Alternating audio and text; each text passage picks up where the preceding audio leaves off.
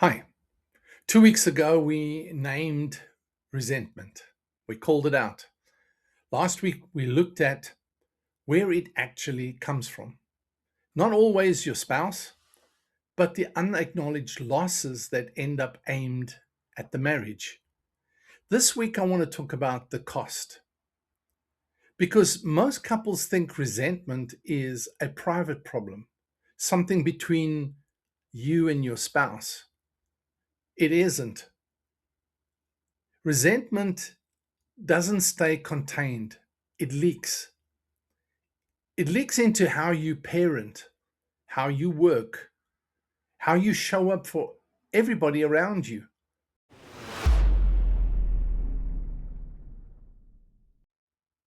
I'm Coach Shaun. This is episode 3 of When Love Gets Hard. In Hebrews chapter 12, verse 15, it says, "See to it that no one falls short of the grace of God, and that no bitter root grows up to cause trouble and defile many."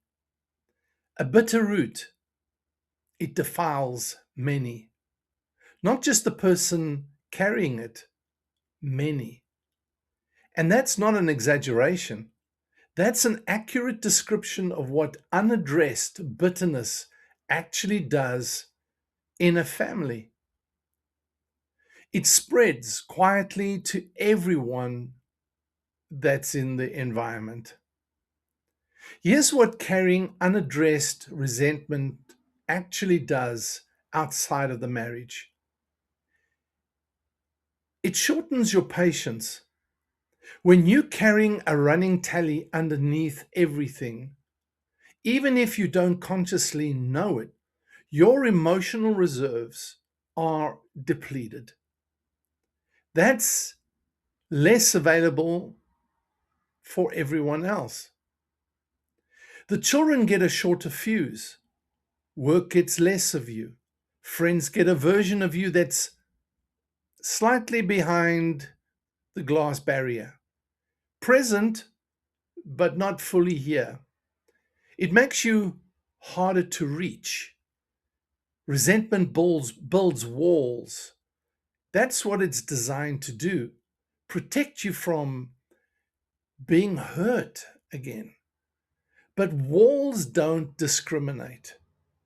They keep out the people you resent and, unfortunately, everybody else who tries to get close, including your children, including your friends, and including anyone who tries to love you.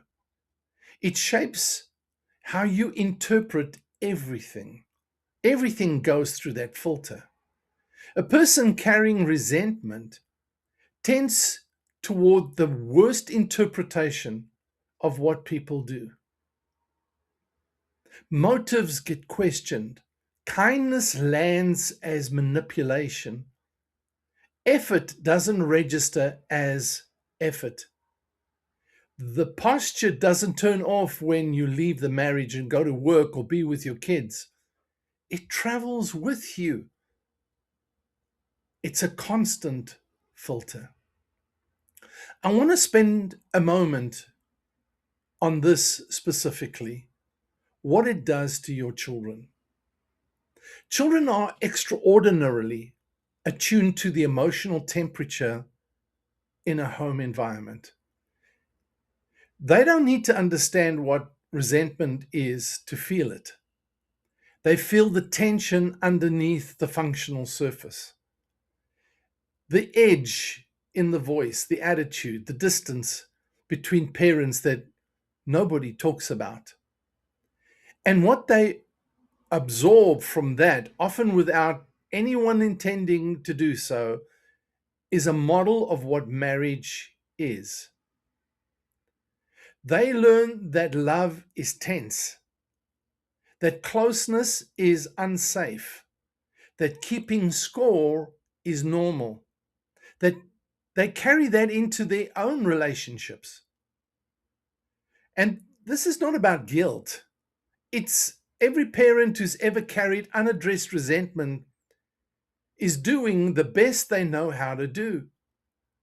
but in but it is about understanding the full scope of what's at stake when resentment goes unnamed in a marriage. It's not just about you and your spouse, it's about the people growing up in the house you're building. Here's what's also true: when resentment is addressed, in other words, it's acknowledged, it's named, it's called out, brought into the open, and begun to work through, the opposite begins to happen. Patience comes back, walls come down. You become more available to everyone around you, not just your spouse.